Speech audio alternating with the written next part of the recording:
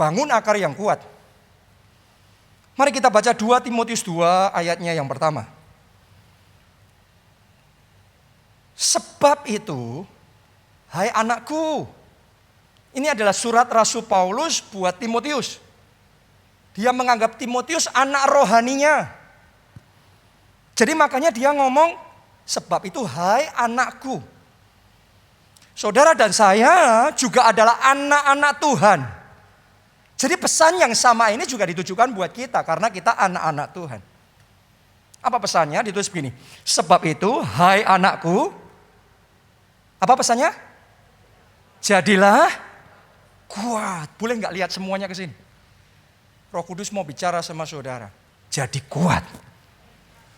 Kalau jadi anak Tuhan, jangan jadi anak Tuhan yang lemah, yang koloan, yang manja. Jadilah anak Tuhan yang kuat. Punyalah iman yang kuat. Ini pesan firman Tuhan. Jadilah apa? Kuat. Saudara beribadah, saudara membangun kekristenan, jangan asal. Jadilah kuat. Bangun kehidupan doa yang kuat. Bangun kehidupan firman, kedalaman firman yang kuat. Bangun persekutuan pribadi dengan Roh Kudus, kedekatan sama Tuhan yang kuat. Kalau kedekatan saudara sama Tuhan kuat, masalah tidak mampu memutuskan hubungan saudara sama Tuhan. Makanya Paulus ngomong, tidak ada yang bisa memisahkan aku dari kasih Allah. Gak penganiayaan, gak penderitaan, gak apapun. Tidak ada yang bisa memisahkan aku dari kasih Allah. Kenapa?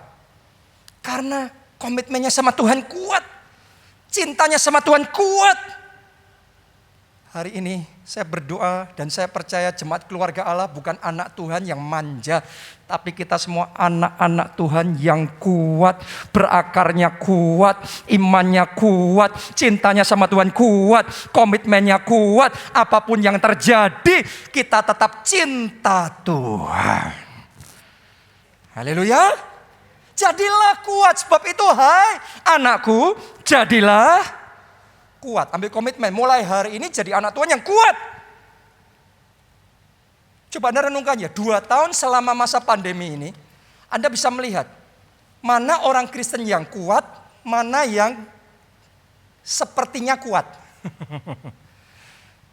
Itu bisa dilihat hanya ketika hujan datang, banjir melanda, angin berhembus.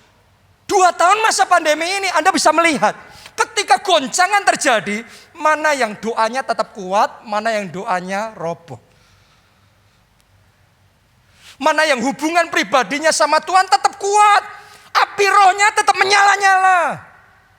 Dan mana yang apinya jadi padam, rohnya jadi suam-suam kuku. Kita cek pribadi masing-masing ya, supaya kita ngerti, oh area ini loh yang masih lemah. Dan ini yang perlu saya perkuat dalam hidup saya. Coba kita cek selama 2 tahun ini, disiplin rohani mana yang tetap kuat dan mana yang roboh. Jangan-jangan selama 2 tahun ini ketaatan kita roboh. Doa puasanya kita roboh. Ibadahnya kita roboh. Pelayanannya kita roboh. Hari ini saya mau sampaikan pesan firman Tuhan buat kita semua. Sebab itu, hai anakku, jadilah kuat. Anda harus mengerti ke depan ini nanti tantangan bisa besar. Goncangan bisa besar. Karena itu saya harus sampaikan pesan firman Tuhan. Saya bisa bicara tiap minggu tentang blessing, tentang berkat. Saya bisa bicara tentang itu. Tapi saya tahu Roh Kudus ngomong sama saya, bicara membangun akar yang kuat. Sehingga ketika hujan datang, banjir melanda, angin berhembus, Anda tidak roboh. Anda tidak gugur. Kita semua akan bertahan kokoh berdiri. Bahkan kita akan berkemenangan. Dan Tuhan bawa kita terbang tinggi bagaikan Raja Wali. Boleh katakan amin. Kita kasih tepuk tangannya yang meriah buat Tuhan kita. Sebab itu hai anakku, jadilah kuat. Anda harus ngomong sama diri sendiri, aku harus jadi kuat. Jadi anak Tuhan yang kuat. Kehidupan rohaniku harus kuat. Komitmenku, ketaatanku harus kuat. Jadilah kuat oleh kasih karunia dalam Kristus Yesus. Nah, ini bagian kedua, ini penting. Ada yang namanya kasih karunia untuk menjadi kuat.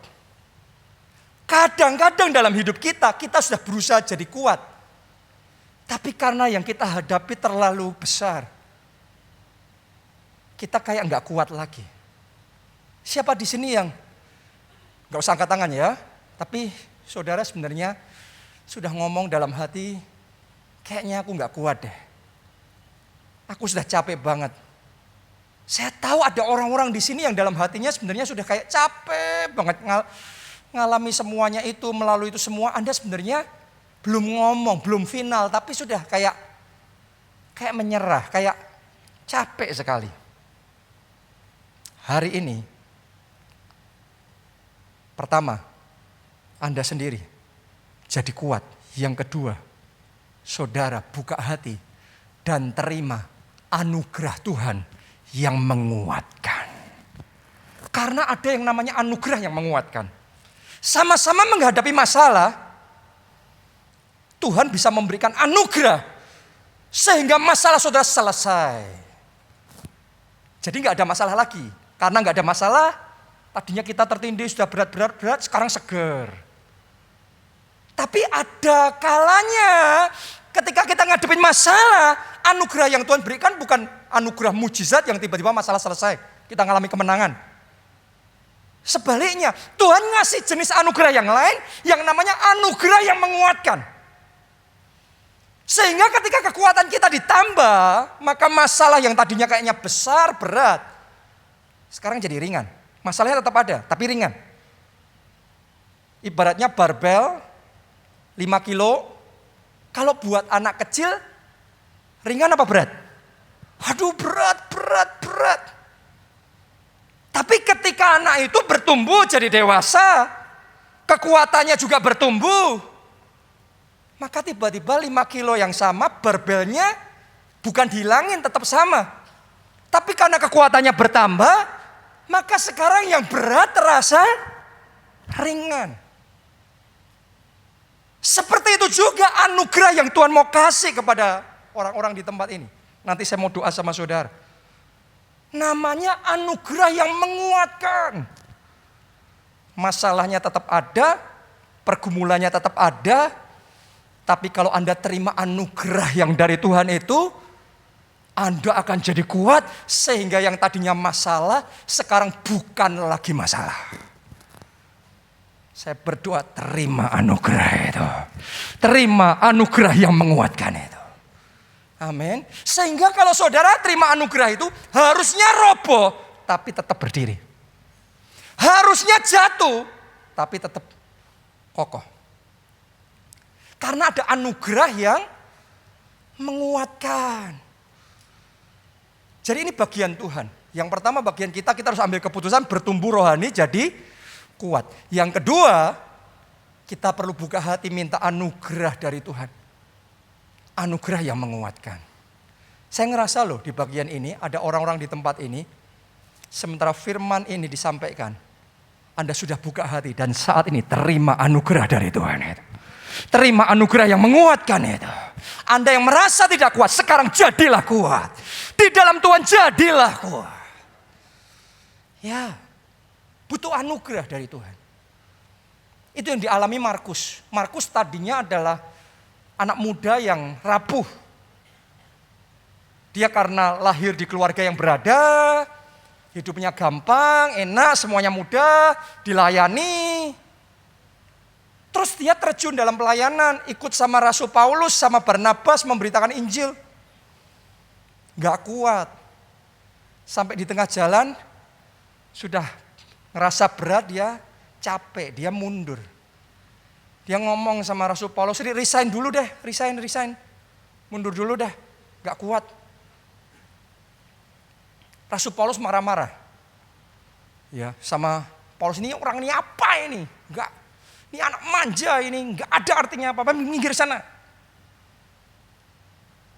Tapi yang luar biasa begini, walaupun Rasul Paulus sudah nganggep Markus nggak ada apa-apanya. Tapi Tuhan tetap punya rencana yang besar dalam hidup Markus. Saya mau ngomong sama saudara, orang paling rohani sedunia boleh nggak percaya sama saudara, tapi Tuhan tetap percaya dan punya rencana yang besar di dalam hidup saudara. Itu yang dipercayai Markus, dan karena itu dia tidak menyerah, dia tetap bertumbuh, karakternya bertumbuh, imannya bertumbuh, hikmatnya bertumbuh. Terus karena bertumbuh dan bertumbuh dan bertumbuh, yang lemah pun jadi kuat. Yang kecil lama-lama jadi besar. Kuncinya bertumbuh. Sekarang kecil nggak apa-apa, tapi harus bertumbuh. Sekarang lemah nggak apa-apa, tapi harus bertumbuh. Sekarang nothing nggak apa-apa, tapi harus bertumbuh. Sampai di titik tertentu, Markus yang sama, yang dianggap nggak ada apa-apanya ini, berubah jadi pahlawan iman yang luar biasa.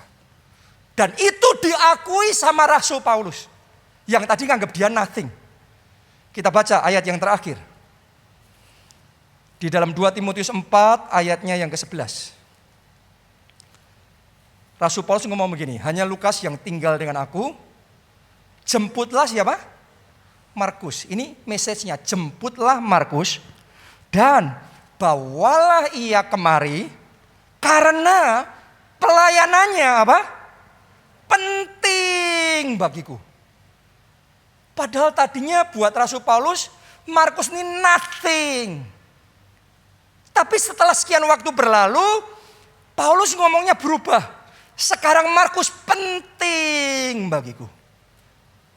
Ada orang-orang di tempat ini yang dianggap nothing oleh orang di sekeliling saudara. Tapi hari ini komitmen bertumbuh di dalam Tuhan.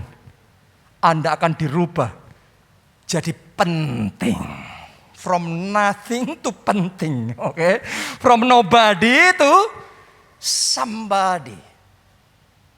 Sudah tahu nggak, Markus ini dia bukan hanya melayani biasa, dia bahkan ikut menyertai Petrus di dalam pelayanannya, jadi penerjemahnya Petrus. Di situ dia banyak dengar cerita-cerita tentang Tuhan Yesus. Dia tulis itu, dia bukukan itu. Dan sekarang kita kenal tulisan Markus itu sebagai kitab Injil Markus. Namanya tercatat selamanya dalam Alkitab. Padahal ini tadi orang yang dianggap nothing sama Paulus. Tapi sekarang jadi salah satu penulis Injil. Injil Markus. Oleh orang anak manja yang gak ada apa-apanya, sekarang jadi pahlawan iman. Bukan hanya itu, dia pergi ke Alexandria di Mesir. Memberitakan Injil di sana. Memberikan hidupnya di dalam pemberitaan Injil. Jadi jenderal kegeraan. Tahu nggak saudara, Markus ini adalah pelopor Injil diberitakan di Afrika. Jadi kegeraan besar yang sedang terjadi di Afrika sekarang ini, benihnya ditaburkan oleh Markus. Anak muda yang nggak ada apa-apanya, jadi raksasa iman yang menggoncang dunia karena dia bertumbuh. Saya percaya 2022 ini bukan tahun yang biasa, tapi buat orang-orang yang bertumbuh rohaninya, Anda berakarnya kuat, selamat karena tahun ini Anda akan berbuah lebat. Tuhan akan urapi saudara. Tuhan akan bangkitkan saudara jadi pahlawan-pahlawan iman. Tuhan akan sertai saudara yang di perbuatan tanganmu dijadikannya berhasil. Dan kau melakukan perkara-perkara besar bersama dengan Yesus.